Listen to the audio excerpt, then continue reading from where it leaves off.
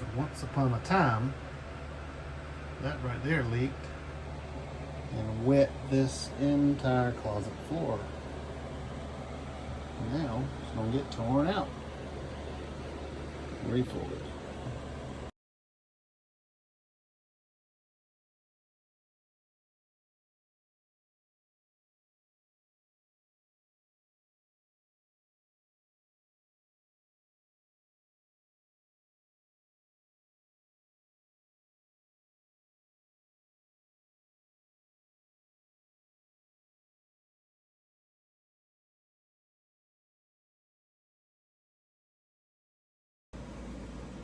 Okay, so some of this that I couldn't show you is this water heater that was falling through the floor.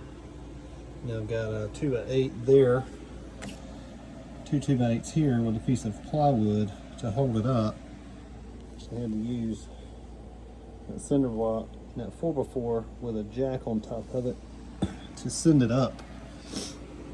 And undo the line so I could actually move it over and get that piece up. So we can sit on it. Now we'll have to close that in. All right, so we're back in the closet floor project again. Now I've got to put some bracing for this plywood to lay on. And so since this particle board here wasted away, I've actually got to put support. And so this one here is getting ready to come up and it's going to mount right there, because you can see this joist is back about 1.5 inches or so. You can see that there. So I've got to put a mounting point here, and it's going to meet up with this one. I've already got a center joist here, but I'm going to have to repeat there and come across. You see there's a joist here, but it's under about 3.5 inches. So I'm going to have to run one there and put another one here. And then that will give me the floor support, and I can cut my plywood, notch this out here, and then I can come in here, finish closing this up. And hopefully this will be wrapped today.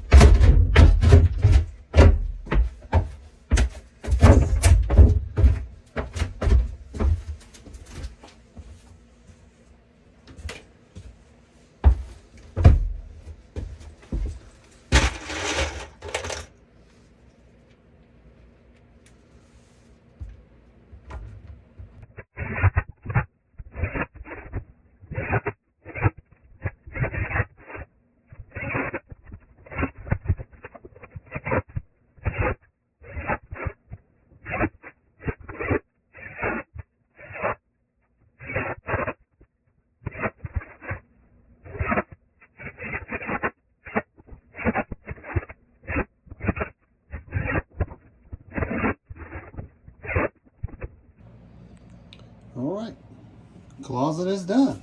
Water heater's closed in. Flooring is down. And they're gonna put their own flooring on top of this. So I didn't have to put that or baseboard down. But I did use that caulking in the edges there, that spray foam that kills bugs. Since there were some gaps in here. We got more coming at this project. Got to work on another bathroom and work on a kitchen. So stay tuned.